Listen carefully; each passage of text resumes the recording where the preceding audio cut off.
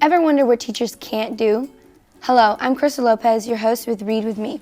Today with us, we have Miss Spring's kindergarten class from North Elementary. We'll go on an adventure to find out what teachers can't do and what teachers can't do by Douglas Wood. Then we'll go on an adventure with Lucky Ducklings by Eva Moore and see what they do.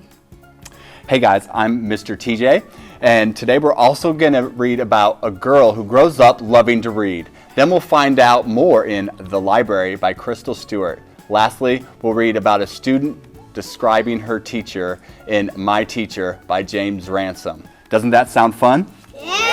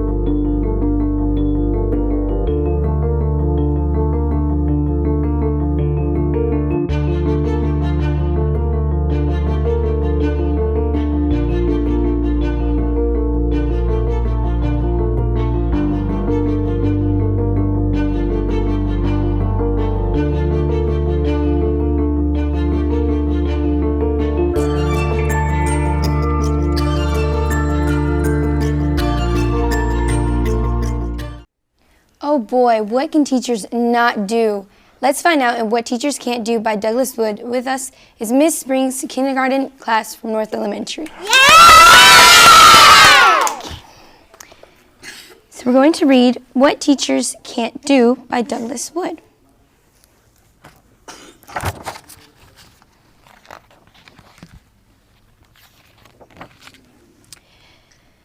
There are lots of things that regular people can do, but teachers can't.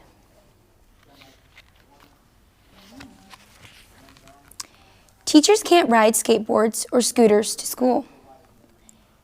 They can never be tardy.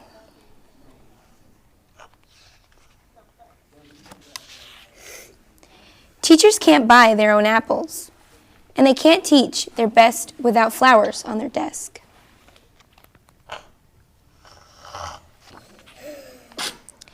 Teachers can spell Mississippi and encyclopedia, but they can't spell cat.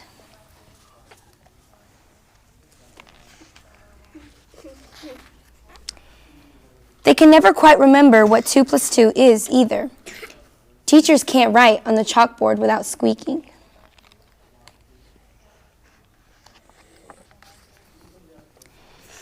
They can't sit in the little chairs even for story time. And they can't use the hall pass to go to the bathroom.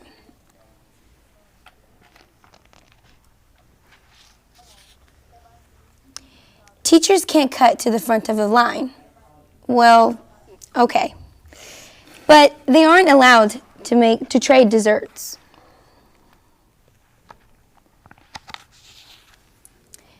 Teachers may not finger paint in their good clothes. And they can't see out of the back of their heads. Do you think? No. Teachers can't go down the tube slide at recess. They can twirl, but they can't jump.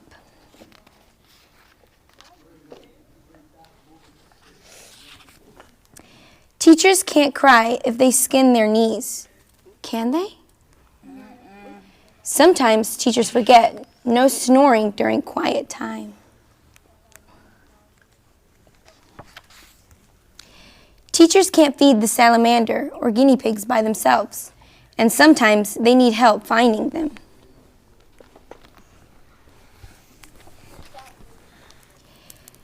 Teachers can never run out of smiles or smiley faces. Teachers can't wait to come back to school tomorrow.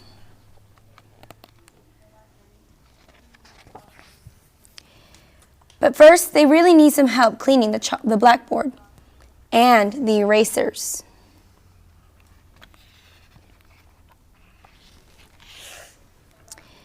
No one knows why there are so many things teachers can't do. Maybe because they're so busy doing the things they do the best of all. teaching you. The end. Wasn't that a great book? Did y'all enjoy that book? Did you like that? All right, well now let's see all the places that ducklings will go in Lucky Ducklings by Ava Moore.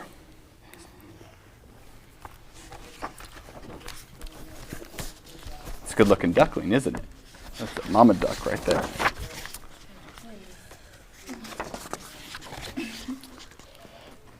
The duck family lived in a pretty pond in a green park in a sunlit little town at the end of Long Island.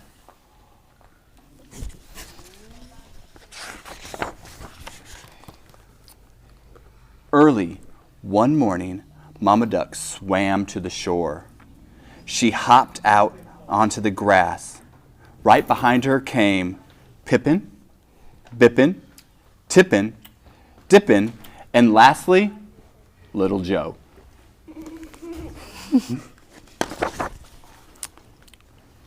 What a fine day for a walk. Off they went through the green park. Whack-a-whack, Mama Duck called to her brood, "Follow me." And Pippin, Bippin, Tippin, Dippin, and last of all, Little Joe, indeed, lined right up behind her, and they went. They came out of the park and into the town. The ducks had a bite to eat. Do you like to eat? I like to eat. Yeah. Then they went on their way. Mama Duck went first. Does your mama usually go first or your daddy go first usually? And you guys follow behind, right? Right behind came Pippin, Bippin, Tippin, Dippin, and last of all, who is it? Little Joe. Oh dear, that could have been the end of the story, but it wasn't, because someone saw what happened. "Help!" the woman cried. I didn't skip a page, did I? Let's make sure. I did skip a page. I'm sorry. We'll go back. Oh, wait, no, I was right. I'm good. Someone saw what happened. "Help!" the woman cried. All the baby ducks fell into the storm drain. "Call the fire department." People came to see what was the matter. They could hear the ducklings making a ruckus below. Yes, quack, quack, quack, exactly. Mama Duck heard them too. She ran back to the storm drain, and she wouldn't let anyone get near. "Whack, whack," she said. "Get away from my babies." Firemen Joe, Paul, and Dennis all rushed to the rescue, but they couldn't open the grate. The ducklings were trapped. Oh dear, that could have been the end of the story, but it wasn't, because a man named Perry had an idea. There was a big roll of cable in his pickup truck. He hooked the end of the cable to the grate and then switched it onto the motor. The cable tugged down the gate. Do you think he's going to get him out? Yeah. You think so? And the gate popped off. What did they say? Quack, quack, quack, quack. Fireman Paul climbed down into the storm drain. Everyone waited. And then they saw Pippin, Bippin, Tippin, Dippin, and last of all, who is it? Little Joe. Little Joe. Everyone cheered. We should cheer too, don't you think? Let's cheer. Yeah! Yay! Fireman Joe picked up the bucket filled with the ducklings and started to cross the road. He was going to take the ducklings to the park. Mama Duck came running after him. "Whack, whack, whack," she cried. "Bring my babies back." Oh dear, that could have been the end of the story, but it wasn't, because Fireman Dennis knew just what to do. Honk, honk, beep, beep. At last, Mama Duck and her brood were together again, all safe and sound. Quack, quack, Mama Duck said. What a lucky duckling you are. Quack, quack, quack, quack, quack, said her ducklings. They agreed. The 5 lucky ducklings lined up behind their mama, and off they went. Pippin, bippin, tippin, dippin, and last of all, Little Joe. And that is the end of the story. Was that a good story? Yeah! Did y'all like that? Yeah! Awesome. Well, that was a great story, and we have to take a quick break. You're watching Read With Me, and we'll be right back.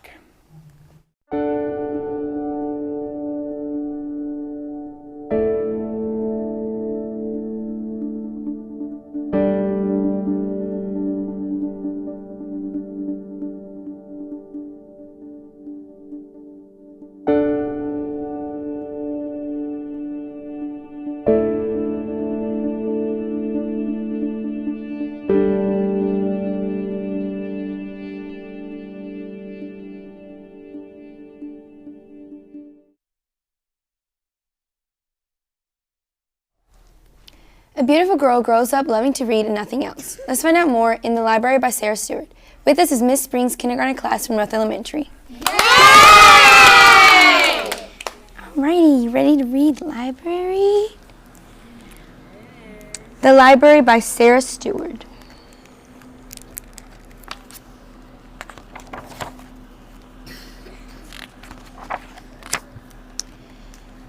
Elizabeth Brown entered the world dropping straight down from the sky. Elizabeth Brown entered the world skinny, nearsighted, and shy.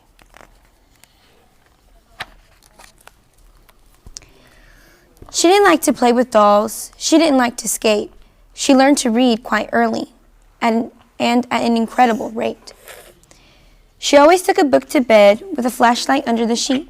She'd make a tent of covers and read herself to sleep.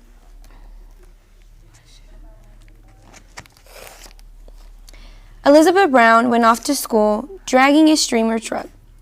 Elizabeth Brown unpacked her books, breaking the upper bunk. Look at all those books.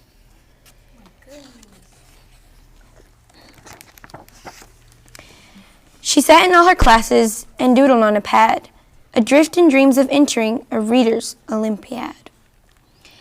She manufactured library cards and checked out books to friends, then shocked them with her midnight raids to collect the books again.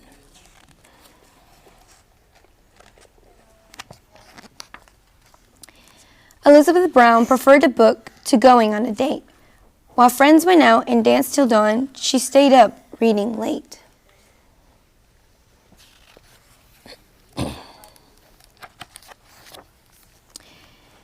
She took the train one afternoon and promptly lost her way, so bought a house and settled down to tutoring for pay.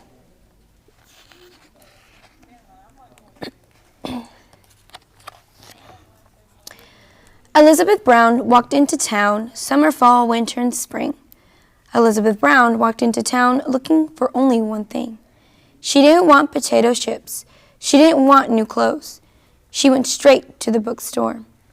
May I have one of those?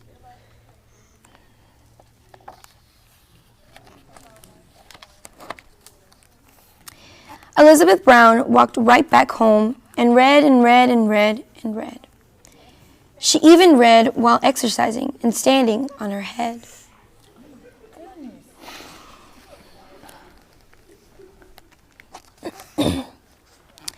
She made a list of groceries and tucked it in her book, then lost the list among the fruits and left with nothing to cook. She read about Greek goddesses while vacuuming the floor. Attending only to her book, she'd walk into a door.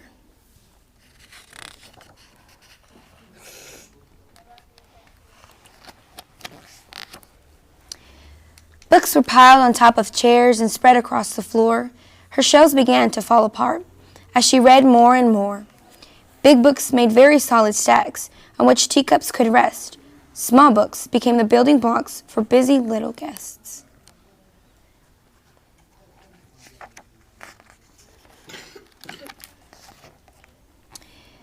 When volumes climbed the parlor walls and blocked the big front door, she had to face the awful fact she could not have one more.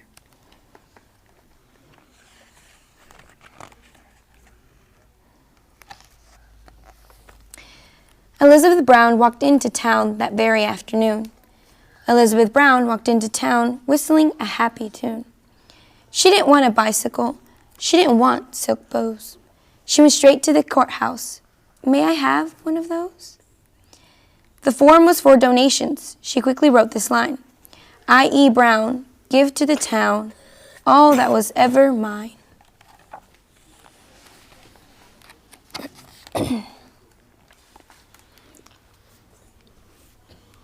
See, people are going into her house.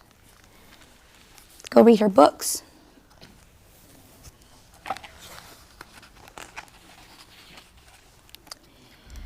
Elizabeth Brown moved in with a friend and lived to a ripe old age. They walked to the library day after day and turned page after page.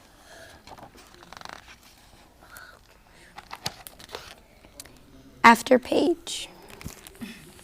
The end. Did you guys like that story? Yeah.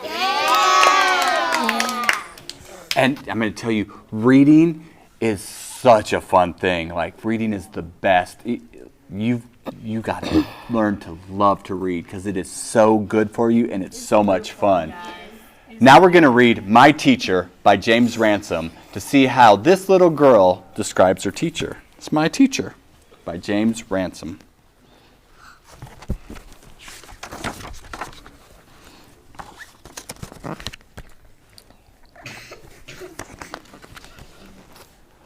My teacher has been teaching in my school for a long time. Some people joke and say she was teaching before schools were even built. I know that's not true, but she did teach my mama and my grandmama.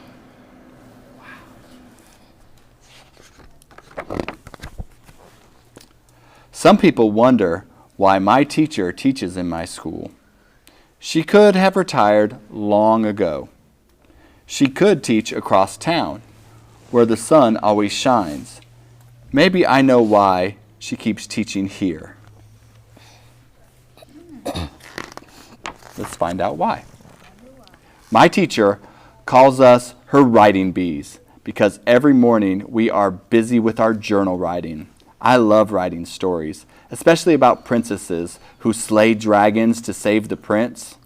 My teacher says that I'm a good storyteller and that I should think about being an author when I grow up.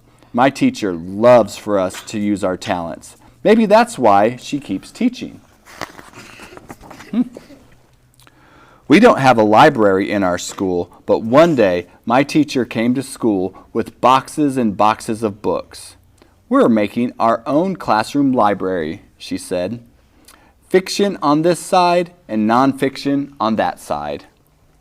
My teacher loves to read, and she makes us love it too. Maybe that's why she keeps teaching. The next day, my teacher was reading us a story about fathers when my friend Erin started crying. She said that her parents are getting a divorce. My teacher closed the book right away, and we began discussing different types of families. Later, she took out a crayon and paper and asked us to draw family portraits. Do you guys like to draw pictures of your family? Yeah, I do too. After we came back from lunch, everyone had to stand next to their drawing and tell us who was in their family. One boy had 2 uncles, an aunt, and 5 cousins living in his apartment. My teacher likes to talk about things that are important to us. Maybe that's why she keeps teaching. One day, my teacher read us a story about a jazz musician named Duke Ellington, which we all loved. Then she brought out her jazz records and old record player.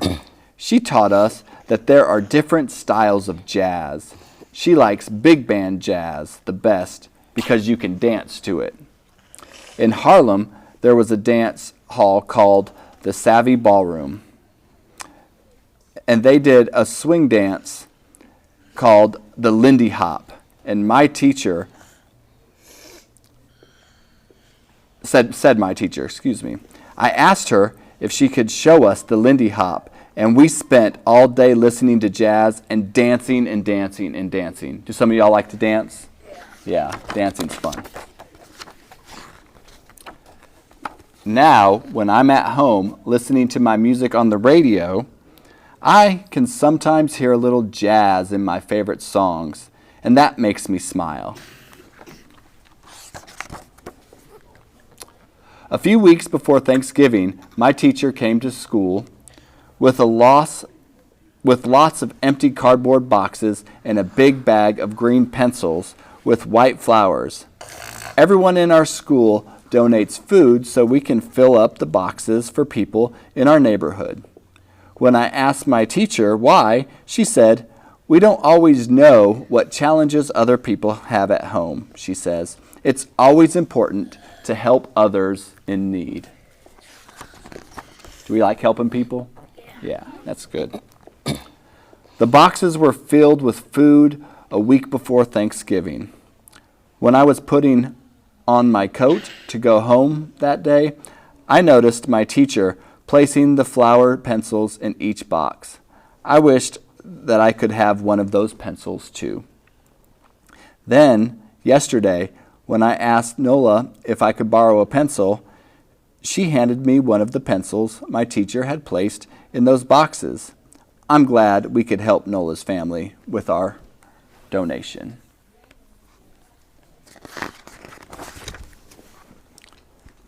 A couple of weeks ago, my teacher said, "You're going to begin your first project.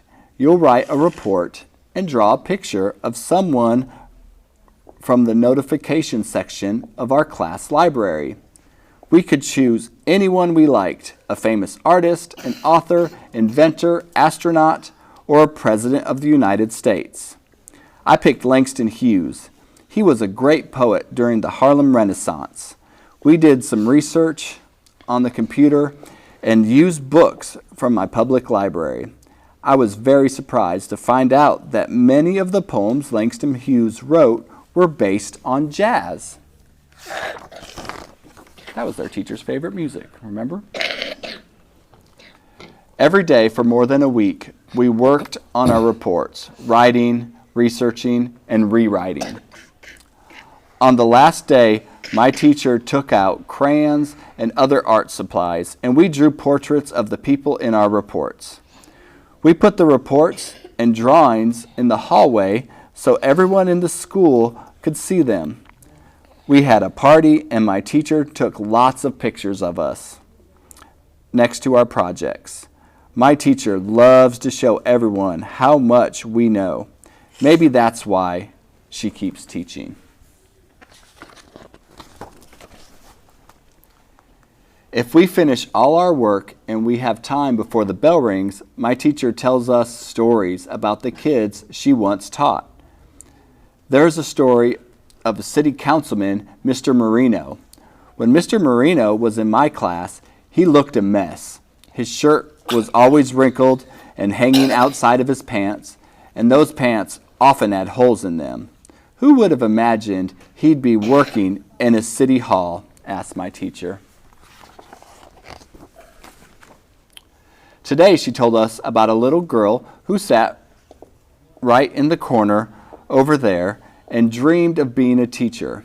I raised my hand and asked, "What happened to her?" My teacher smiled and pointed at herself and said, "I was that little girl." Then I asked, "So, is that why you keep teaching? Because it was your dream?" My teacher replied, "I teach because every one of you, I just love teaching and making every part of your lives. I love helping to make your dreams come true. My teacher is the greatest. We are lucky that she is happy teaching right here at our school. Wasn't that great? Yeah. Y'all enjoy that story? And we're lucky that we all have teachers at our school that love us and teach us, aren't we? Mm-hmm. Yeah. So that's all the time we have today. If you have comments or suggestions, you can contact us at learn.tv@lcsd.k12.sc.us. For Mr. TJ, I'm Kristal Lopez, and remember, read, read, read. Fuel that brain. Until next time, can't wait to see you on Read With Me. Bye. Yeah.